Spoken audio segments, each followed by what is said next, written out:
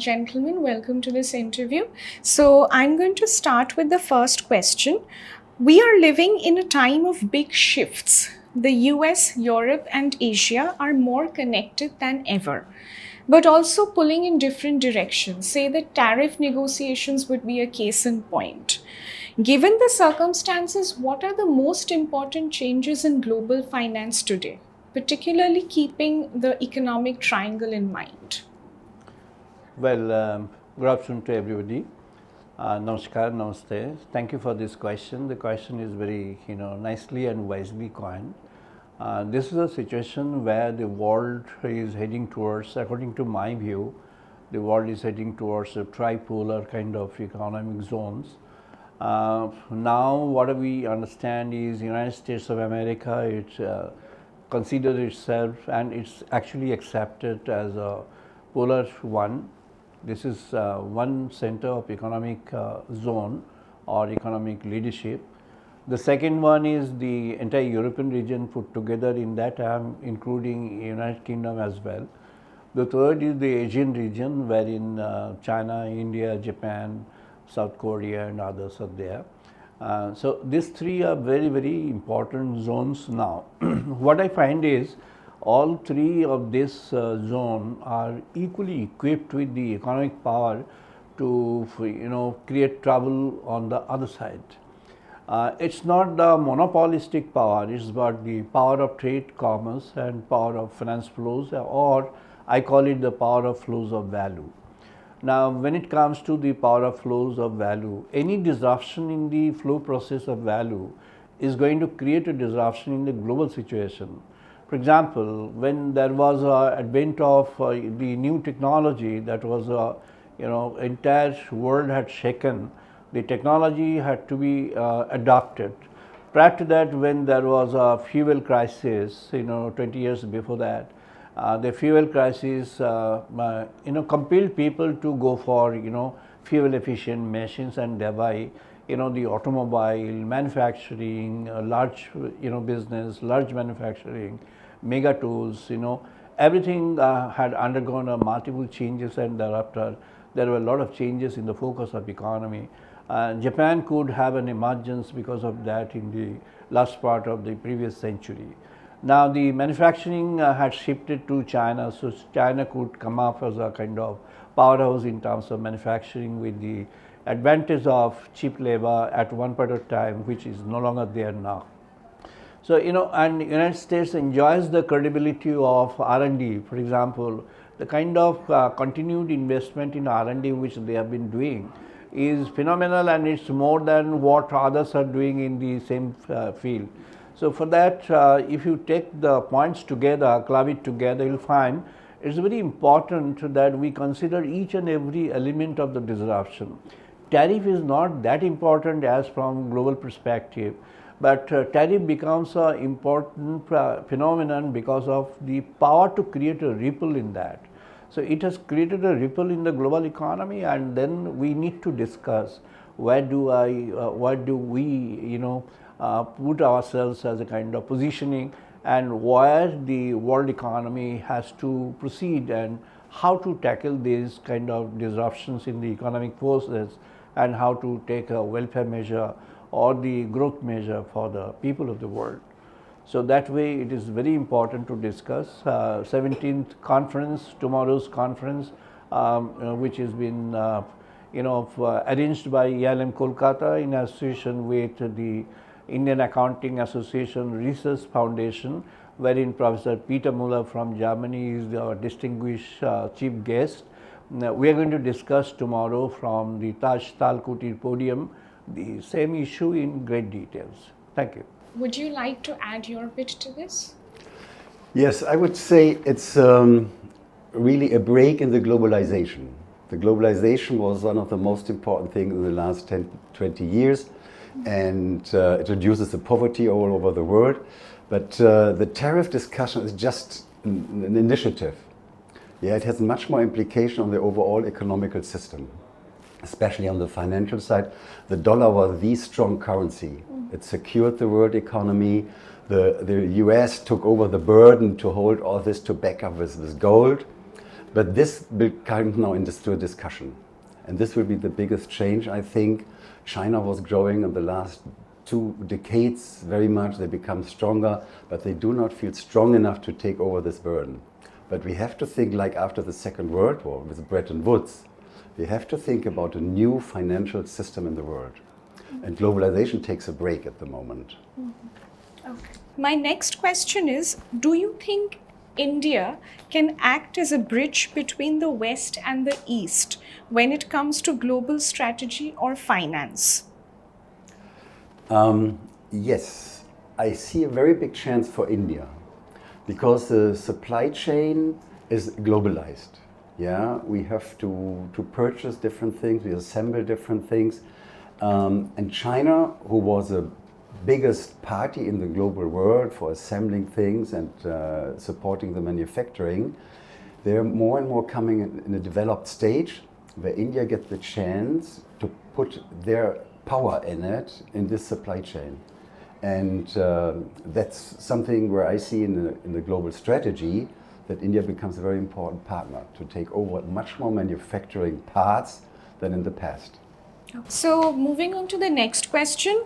With so much focus now on data, algorithms, artificial intelligence, and automation, where do ethics and gut instinct still fit into leadership today? Yeah, thank you for this question. Ethics is something which is perennial. It's connected with the character. The meaning of ethics is derived from, the word is derived from ethikos, and the meaning is character, and the meaning actually is fundamental to character. Meaning there are certain fundamental attributes which are there in ethics inbuilt in, and therefore when we talk about the ethical perspective, it is universal. Ethics is something which cannot be localized, which cannot be tainted with a local culture or something, individual whims and caprices. It is something which is universal. And that's why in this modern era where technology is taking a shape, technology is going ahead with others, artificial intelligence with its preparatory algorithms and construction of algorithms in different sense, and the robotics as a dynamism in the dynamic force in the manufacturing, distribution, in various activities and processes, even coming to the mind technology where memorization, creativity is getting helped or getting supported by the technology. Even in this, shaping the direction is very important. I give an example from Indian, for ancient Indian scriptures.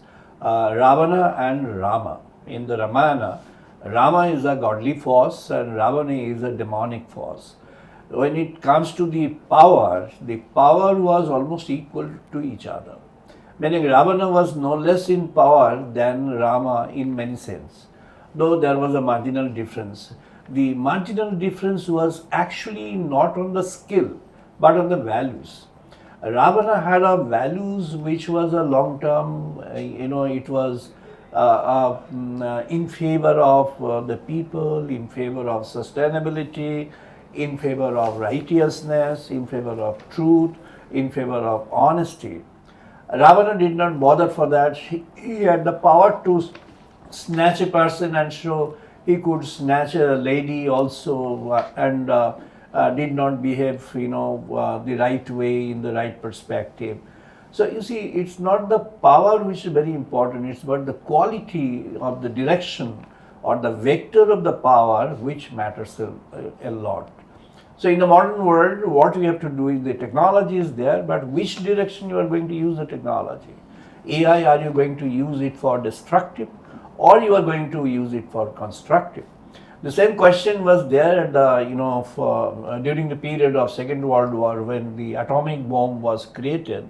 Those who were their fathers behind this, some of them had a lamentation afterwards that we did not know that this kind of horror, this kind of destruction is going to happen in Hiroshima and Nagasaki with the advented, with the invention, with the discovery of things, and invention gradually happened towards creating a formidable product, and that made a destruction of that.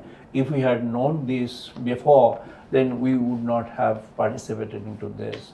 but once it goes out of hand, then you can't do anything. So therefore, it's always good to be ethical. It's always good to be value-based, and the technology has to be tuned towards the ethical perspective and the valued perspective and value-based, for the righteous perspective for the betterment of human society in the world. Okay. So my next question is for Professor Müller. You have spent time working in China and elsewhere in Asia. So what leadership traits or styles do you identify as uniquely Asian? That's a good question and not a very easy one. Let me compare this with maybe with Europe as well as what is important for a new leader. It's on one side, what we have learned in Europe and in the US as well is to have very consequent management style. Yeah, not very erratic, but you work with a vision. You want to know what you want to achieve. The Asian style is more on a short-term thinking. Yeah, this helps a lot because when it comes to repetition of something, then the Asian people, the Indian, the Chinese people in Vietnam I worked also, they're very much skilled to be faster, to be much more efficient than we are in Europe. And that's one of the main things what makes the Asian people specific. It's important to bring this together. And that means you have to understand the different cultural. You have to accept that people are different working when it comes into a community, and we still work together. The globalization is not gone. Yeah, this will stay in place, and we need this. And then we have to understand the ethics as well, and that's the most important point. Okay. My next question is for Professor Banerjee. So, sir, your leadership style is deeply influenced by Indian philosophies and scriptures. How can ancient Indian ideas be made more relevant in modern global business spaces? Thank you for raising this issue. What I feel that, India's ancient scriptures, particularly the Vedic civilization in India, which according to my estimation dates back from now almost 20,000 years. And we have the legendary figures, documented in that, like King Janaka. King is a leader. Janaka is the name of the leader. And he was known as a Rajarshi, meaning a person who is a king and a sage at the same time. Now, who is a sage? A sage is a person who lives truth, who does truth, who thinks truth, and who interacts truth, and who promotes truth. So, a sage is someone who is always value-based, who is always ethically dominated, and who is always ethically driven. So when a leader has this ethical component inbuilt in the personality, the leader is a superior leader, is a great leader. There's no point of not taking ideas from the past. In a modern society, what we do, we take the good examples and try to, take ideas from the good examples. So if we find a good example in the ancient scriptures, what is the harm, if we take it for the forward movement, for the forward well-being of the society? So that way I find that Vedic civilization has put in a lot of ideas about which I have coined in many of my publications, that, these are there, which is, perennial values, fundamental values, eternal values, but equally important for empirical things, for things of today, and are equally going to be applicable for things for tomorrow and forward time. Thank you, sir. Sir, my next question would be for Professor Müller. India and Germany have very different ways of looking at business and education. What can we learn from each other, especially in management studies? Yeah, that's right. There are certainly different skill sets, what we have learned, and what is used and what has been developed in education and business. One thing what one can learn from Germany, from the Europeans, is the very consequent education. We are going to study something because we have an aim. We want to achieve something. And we are consequently working this. The German power of the German economy is certainly the innovation in engineering. Yeah, that's what we have to maintain, and we are lacking in this at the moment. And the Indians, from the way how they are learning from the school system, they have the similar capabilities. But this has to be empowered much more in the further on education at universities for this. And this is something what both of each other can learn from both countries. Okay, thank you so much. So my next question is to Professor Banerjee. What would be your message to students stepping into this new center, the EIILM Center? How can they prepare to lead with both competence and conscience? Well, I believe in the conscience-driven activity or conscience-driven competence. In the Bhagavad Gita, Lord Krishna had advised Arjuna on a purity of thought towards creating a purity of action. If we have got a purity of thought, then the purity of action is more feasible. So when I'm learning, I'm a student, I'm a young person, when I'm learning, I have an objective. What Müller has mentioned, that objective-driven living, that objective is very important to identify and coin in my life. But again, at the same time, I need to identify what are my other areas of offering illumination to the world. Apart from taking care of myself, what can I do for the world? My advice to all the young people of the world would be that try to find out an element of yours which could be to the service of humanity in general. Humanity does not have any border, no barrier, no other identity than being a human being. So that is the universality of humanity which I believe. And if one can contribute a bit of thing, whatever one can do in life, that would be the best for the person's achievement. And this does not decry the fact that you have to achieve your own goal. You have to establish yourself as a leader of a particular area of things, particular thoughts, particular actions, particular sectors, segments in life and works in the world.